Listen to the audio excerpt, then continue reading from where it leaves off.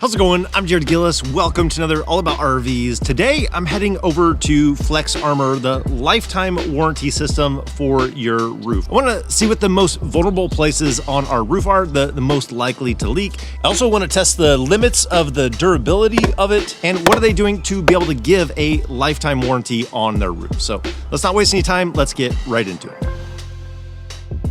So I guess the best place to start is, what is Flex Armor? I have this test piece so we can see just how durable it is, but you can see on here that it's one of the thickest roofing systems out there for RVing. It's about 3/16 of an inch thick, made of pure polyurea with a polyacrylic UV treated top coat. I'll share the pros and cons with the system, but they've developed a system that it seals every single roof penetration up there, the entire roof, and overlapping that top corner to the walls. The thing about it is it remains flexible, even when it's freezing cold. So if you put it in the freezer and you pull it out, it's still going to remain flexible. But there's a lot more to it than just that. And I actually wanted to film this a couple of years ago when we were in Arizona, because they now have 35 shops around the country. I wanted to film the process then, but so much of this they don't want out for trade secrets or things that they do that are proprietary to them that kind of make them stand out. But the actual original Flex Armor is in Florida. David and Jennifer developed the system. They invited me in order to be able to come and film it. So some things I might have to blur out per their request, but this isn't sponsored by them. They didn't pay me to say anything. This is just kind of looking into their product. I was in the spray business before I was in the RV business, so I knew all about this kind of stuff. Somebody come to me one day, seeing how flexible a piece of material I had was, and he said, "Will you follow me to the campground?" And that's how it started. As we learn about campers, it took us a while. We had to come up with primers. You know, we've got a chemist that makes it for us. Copycats out here, they're 20 years behind us. So I was thinking, since they've been refining this for the last 20 some odd years, I wanted to see how it holds up to some of the hazards that we see while RVing, because it's pretty easy to rip a rubber roof, an EPDM or TPO, but I wanted to see how this holds up. Now, they are able to do repairs on this. We'll get into that more later, but let's see how durable this is. So starting off small, seeing how something falling out of a tree might impact it, and taking a look at it, it really didn't do anything other than just kind of mark it up slightly on the surface of it. But then I wanted to step it up. So I grabbed a larger branch and dropped it on top of it to see how far it would penetrate. And again, taking a look at it, it marked that top coat, but really didn't penetrate it at all. So then I wanted to see, scraping against a branch, what that would do. This usually will cause small rips and tears, almost like a Morse code across a rubber roof. We left a pretty good mark in it, but there was this one spot right there that the top coat definitely got damaged. It didn't penetrate through, it wouldn't leak, but the top coat did get damaged. Then I dropped some other metal pieces, screwdrivers, and then hitting it with a hammer, flipping it over, and hitting it with the claw portion of the hammer to see how that did. Then I got out a utility knife to see how deep a razor blade with an accidental swipe across it, how deep that would go, and then clean it up to see what the actual damage is. So overall, I'm impressed. It did really good. Really, the only damage we have is to that top UV protectant coat.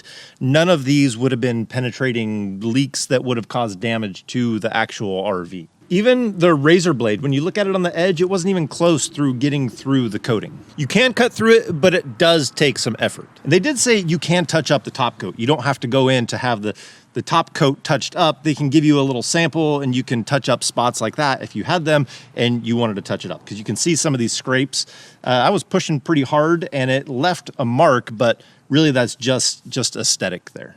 Now, as a side note, something that I didn't know was going to be a test to see the damage on it was the cleaner that I used. I was told that you could use bleach on this, but when I used bleach to clean it up, it actually started to break down that top UV coat a little bit. It softened it up to where it even was coming off on my hands. So bleach isn't something I would use on the roof. Not that I would recommend that anyways, because that's going to wash down onto the sides of your RV, but I thought it would be important to include that. I also wanted to know, with all the RVs that come to them with roof damage, what are those most susceptible areas? Which actually brings us to today's sponsor, which is eTrailer, because they have so many products out there, including you can get roofing materials from them. So if you needed to do the maintenance on your roof or you wanted to have a Turnabond tape on hand, they have all of that. You know, thinking about it, because they have all the product to install a TPO roof on an RV, the membrane, the adhesives, all of it, maybe I should set up a sample piece, put it through the same torture test, and try out other adhesives and coatings. But that's one of the things that I love about eTrailer. They have a huge selection of products, but that's not the only thing.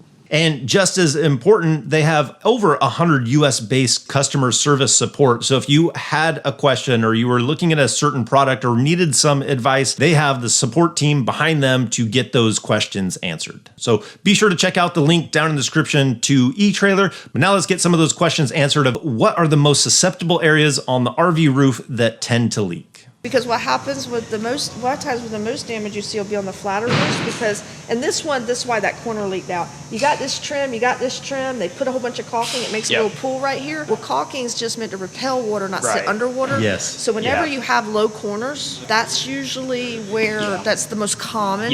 The back corners, because there's always a pond. ACs are pretty common. ACs.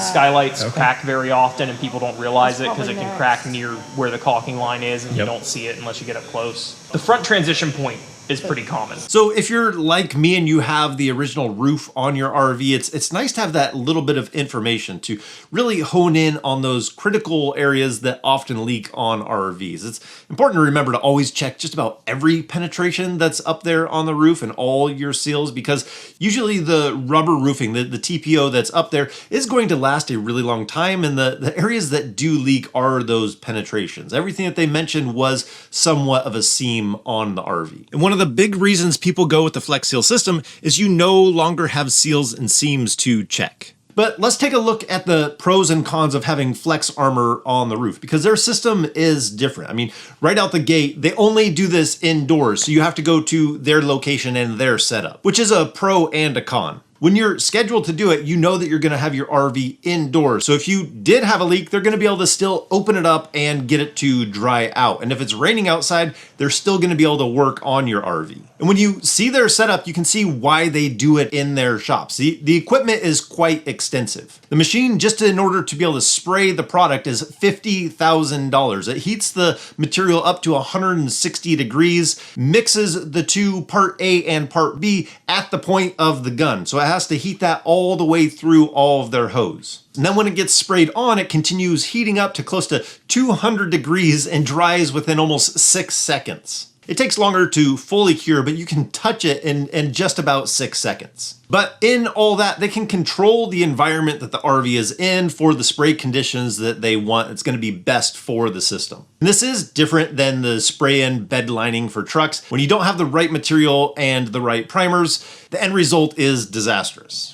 And the bed liner isn't as flexible that's needed for RVs. So one of the pros is being able to have this installed indoors in a controlled environment. Number two, they've been at this a long time. They're even making products so that the mounting systems are going to be better and a better end result. And with the thickness of the material, it's supposed to bring the inside of the RV temperature down 10 degrees in the summer because of the chemical, the thickness, and the reflectiveness of the roof. And when it's raining outside, it's supposed to dampen the sound of the rain on the inside of the RV. Because of the thickness, I don't think they can put it on slides, but you'll still get that sound, but the top of the RV would definitely be quieter in the rain. And we've already gone through the test. It is definitely more durable. And you have a lifetime leak-free warranty on the roof. The cons are you have to travel in order to get there. So it's a pro that they do this indoors, but it's also a con that you have to go to these locations. And if you're full-time in the RV, you do need to move out of it for the few days that they're going to be doing the work on the RV. The thickness of it is a pro, but it's also a con because it's about 8 ounces per square foot on the roof. It'd be about 150 pounds added to our RV. And when they spray it out, it really doesn't take that long to spray out the roof. Majority of the time is in the prep work to get to the spray point. The next one is just the overall cost. It's usually about $200 a linear foot. That's kind of a ballpark price range. But if you take the length of your RV and times that by 200, not the square foot, but the length, that'll give you the ballpark of what this would cost. So it is expensive, but usually not as expensive as replacing an entire TPO on your RV. And the last one one is if you make changes on your RV, which I very frequently do, if you make a change on the roof of the RV, swap out a vent, put on a new solar panel, then you have to go to the shop and have that area resprayed. Like I mentioned, they can do patches, but each time that happens, you have to go to one of their locations. And this gets sprayed over your existing roof. So unless there's an area that's overly damaged or it's loose and coming up, normally it's just sprayed over your existing roof.